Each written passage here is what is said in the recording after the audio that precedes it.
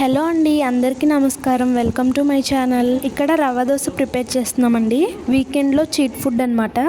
First అయితే ఒక గ్లాస్తో సూజీ రవ్వ, అదేనండి బొంబాయి రవ్వ తీసుకున్నాను. జస్ట్ ఒక పావు కప్పు వరకు అయితే గోధుమ పిండి యాడ్ చేసుకుంటున్నాం. మీరు కావాలంటే బియ్య పిండి యాడ్ చేసుకోవచ్చు. కొంచెం హెల్దీగా ఉంటుందని గోధుమ పిండి యాడ్ చేసుకున్నాను. అలాగే సరిపడా సాల్ట్ వేసుకుని మొత్తం కలిసేలాగా ఇలా విస్కర్తో కలిపేసుకుంటున్నాను. తర్వాత ఏ గ్లాస్తో అయితే సూజీ రవ్వ తీసుకున్నానో ఆ గ్లాస్ నిండా అయితే పెరుగు యాడ్ చేసుకున్నానండి. పెరుగు వల్లే మంచి టేస్ట్ వస్తుందండి దోశలకి. మీకు బాగా క్రిస్పీగా కావాలి అని అనుకుంటే మాత్రం బియ్య పిండి యాడ్ చేసుకోండి. సో ఇప్పుడు ఎక్కువ ఉండల్లా లేకుండా, లంప్స్ ఏం లేకుండా కొన్ని వాటర్ వేసుకొని బాగా విస్కర్ తోటి కలిపేసుకోండి.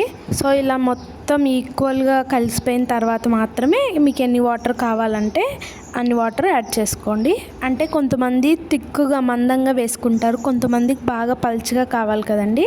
కానీ రవ్వ దోశకి మ్యాక్సిమం పల్చగా ఉండాలి కాబట్టి వాటర్ యాడ్ చేసుకున్నాము. జీలకర్ర వేసుకున్నానండి, అలాగే శనగపప్పు, మినప్పప్పు వేసుకున్నాను. మీరు వేయించుకున్న పల్లీలు కూడా వేసుకోవచ్చు ఇక్కడ. నెక్స్ట్ సన్నగా కట్ చేసి పెట్టుకున్న ఉల్లిపాయ ముక్కలు, పచ్చిమిర్చి ముక్కలు, కొత్తిమీర, కరివేపాకు యాడ్ చేసుకుంటున్నాం. మీకు కావాలంటే ఇక్కడ క్యారెట్ తురుము కూడా వేసుకోవచ్చు. ఇవన్నీ మన ఆప్షనల్స్ అండి. మన దగ్గర ఉన్నదాన్ని బట్టి, మన టేస్ట్ని బట్టి యాడ్ చేసుకోవచ్చు మనం. కొంతమంది అయితే దోశ మొత్తం వేసుకుని తర్వాత పైన కూడా వేసుకుంటారండి, కానీ ఇలా వేసుకుంటే ఇంకా చాలా బాగుంటుంది. ఇది అయితే మా వీకెండ్లో చేసుకుంటున్న చీట్ ఫుడ్ అనుకోండి. ఎందుకంటే ఇప్పటి వరకు నా వీడియోస్ చూసిన వాళ్ళకి తెలుస్తుంది, టిఫిన్స్ ఇవన్నీ స్కిప్ చేసామండి. ఆల్మోస్ట్ హెల్దీ ఫుడ్ తీసుకుంటూ ఉన్నాము. మనకి సూజీ రవ్వ, బియ్యం పిండి అవేమి అంత మంచివేం కాదండి, కానీ ఎప్పుడో ఒకసారి తీసుకోవడం తప్పేం కాదు. మనం ఇక్కడ పిండిలు ఎంత తీసుకున్నామో అంతే ఈక్వల్గా చాలా ఫైబర్, న్యూట్రియంట్స్ ఉండేలాగా మిగతావన్నీ యాడ్ చేసుకున్నాం కాబట్టి ప్రాబ్లం ఏమి ఉండదన్నమాట. అన్ని బాగా కలిపేసుకుని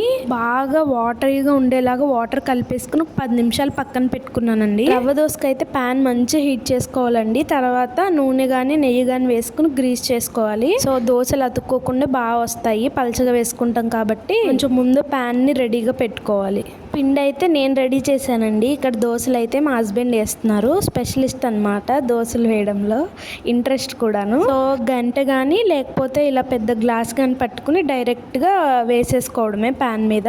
ఈ రవ్వ దోశలకి అయితేనండి కొంచెం ఆయిల్ ఎక్కువగానే పడుతుంది, ఇప్పుడే క్రిస్పీగా బాగుంటాయి. ఇక్కడ మేమైతే నెయ్యితో వేసుకున్నాము, ఇంకా సూపర్ టేస్టీగా ఉన్నాయండి. ఈ రవ్వ దోశలు చూడడానికి కూడా భలే ఉంటాయండి, అలా డాట్స్ వచ్చి భలే అనిపిస్తాయి చూడడానికి. సో ఒక సైడ్ టర్న్ చేసాం కదా, ఎంత బాగా వేయించుకుంటేనే క్రిస్పీగా బాగుంటాయండి. ఇక్కడ మేమైతే మరీ పల్చగా కాదు, మరీ చిక్కగా కాదు, ఒక మీడియంలో కలిపామన్నమాట పిండిని అయితే. సో ఇలా అయితే మనకి దోశలు తిన్నట్టు ఉంటుంది, మరీ క్రిస్పీగా ఉండకుండా కొంచెం క్రిస్పీగా, కొంచెం మెత్తగా, మధ్యలో పప్పులన్నీ తగులుతూ నెయ్యి ఫ్లేవర్ తోటి నోట్లో పెట్టుకోగానే టేస్టింగ్ బర్డ్స్ అన్ని నాట్యం చేస్తాయండి. అంత టేస్ట్గా ఉంటాయి ఈ రవ్వ దోశలు. ఎప్పుడైనా పిండి రెడీగా లేనప్పుడు, పిల్లలు అలా దోశలు కావాలనుకున్నప్పుడు ఇలా వెంటనే రెడీ చేసుకొని వేసుకోవచ్చండి రవ్వ దోశలు.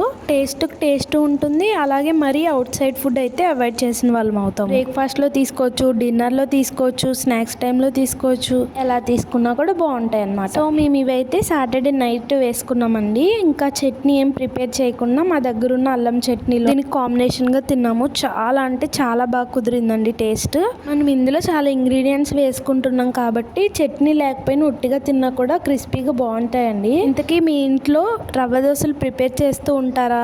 మా హస్బెండ్ వేసిన దోశలు ఎలా వచ్చాయి అనేది కామెంట్ చేయడం మర్చిపోద్దండి. సో నెక్స్ట్ వీడియోస్లో అయితే చాలా పీసీఓడి కంటెంట్ షేర్ చేయబోతున్నాను. తప్పకుండా అవుతాయి అనుకున్న వాళ్ళకి షేర్ చేయడం మర్చిపోవద్దు. కనుక నచ్చితే చిన్న లైక్ ఇచ్చి సబ్స్క్రైబ్ చేసుకోండి. Thank you for watching.